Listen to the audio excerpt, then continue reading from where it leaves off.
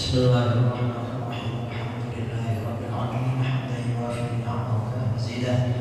يا ربنا لك الحمد كما ينبغي لجلال وجهك وعظيم سلطانك.